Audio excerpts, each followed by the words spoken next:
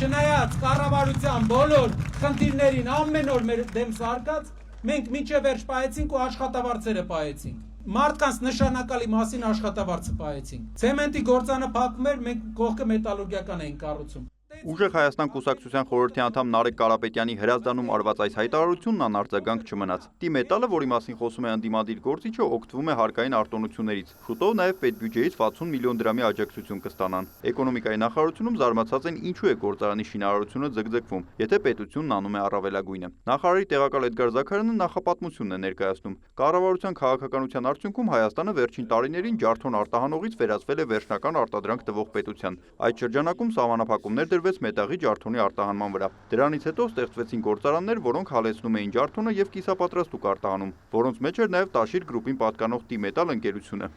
Հետագայում մեր քաղաքականությունը տանում է նրան, որ պետք է ստանայինք ոչ թե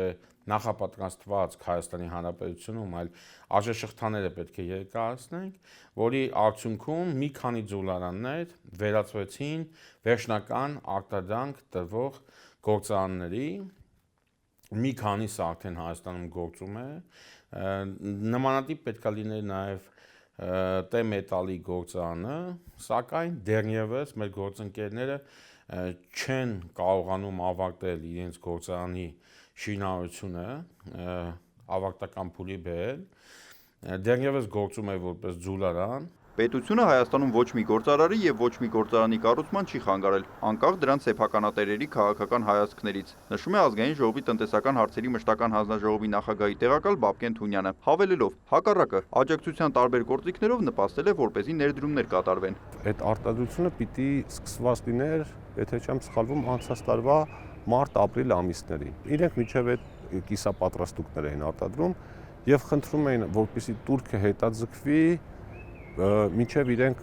կարողանան պատրաստի արտադրանք տալ եւ ասում էին մինչև սեպտեմբեր այդ գործարանը կաշխատեցնենք, հետո սեպտեմբերն էլ անցավ, իրենք մինչև հիմա պատրաստի արտադրանք դեռ չեն թողարկում։ Նորմալ է, որ կարող է ընկերությունը խնդիրներ ունենա կամ ձգձգումներ ունենա կամ տեխնիկական պատճառներով պայմանավորված ինչ-որ հետաձգումներ լինեն, բայց երբ մարդիկ աշխարհացունց խոստումներ են տալիս, խոսում են 300,000 աշխատատեղերից, բազմաթիվ գործարաններից, ու իրենք մի հատ գործարանի կառուցումը 1.5 տարի ձգձգում են, ընդ որում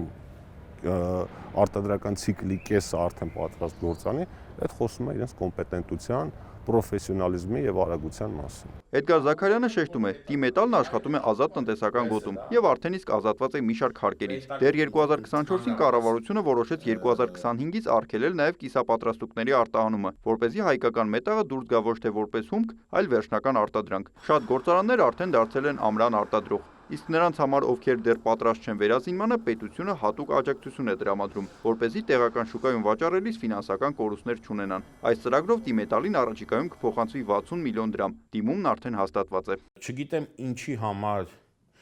նրանց չի հաջողվում դեռևս իրենց արժեշղթան երկարացնել եւ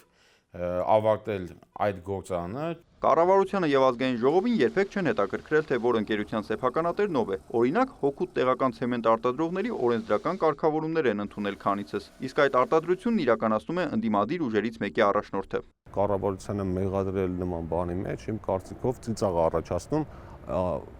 ոչ միայն քաղաքականապես ակտիվ մարդկանց մոտ, այլև հենց գործարանների շրջանը, որոնք շատ լավ տեսնում են ինչ է կատարվում եւ մասնակցել են այդ քննարկումներին։ Իսկ ինչ վերաբերում է կոնկրետ այդ գործարանի, ես մի բան էլ հավելեմ, ես ինչքանով որ տեղեկացված եմ, իրենք ոչ միայն գործարանի կառուցումն էին հետաձգել, այլև բավականին խոշոր պարտքեր էին կուտակել էլեկտրաէներգիայի գծով։ Օրինակ, եթե դուք հետամուտ լինեք, կարող եք օրինակ հեծի հարցում ուղարկել ու տեսնել, թե ինչքան պարտք են ունեցել էլեկտրաէներգիայի գծով եւ երբ են մարել այդ պարտքերը։ Երևի մտածել են, որ հեծնել է իրանցը, կարող են հոսանքի համար փող չվճարել, այդ տարբերակով բոլորը կարող են գործարաններ կառուցել, բայց իրենք անգամ այդ պարագայում գործարանը չեն կարողացել ավարտին հասցնել։ Պետությունը բիզնեսին աջակցման մի շարք ծրագրեր ունի եւ նախարարի տեղակալի խոսքով այս օրինակը եւս այն մասին է, որ քաղաքական հայացքները որևէ առնչություն չունեն։ Մենք բոլորի համար իրականացնում ենք աջակցման ծրագրեր, հազարավոր ընդդիմադիր կեցվածք ունեցող բիզնեսներ Մեր աջակցության ծրագրերից օգտվում են, այդ թվում նաև Տաշիր գրուպին պատկանող ընկերությունները։ Էկոնոմիկայի նախարարությունից ստացված տվյալներով վերջին տարիներին Տաշիր գրուպի հետ կապված ընկերությունները շուրջ 3.2 միլիարդ դրամի մաքսատուրքից ազատման արտոնություն են ստացել, օգտվել են արտահանման մաքսատուրքի արտոնություններից, պետբյուջեի հաշվին արտերկրում մասնակցել ցուցահանդեսների եւ այլն։ Նիկոլայ Ավետիսյան, Հովհաննես Քյուրքչյան, Արամ Հարությունյան, լուրեր։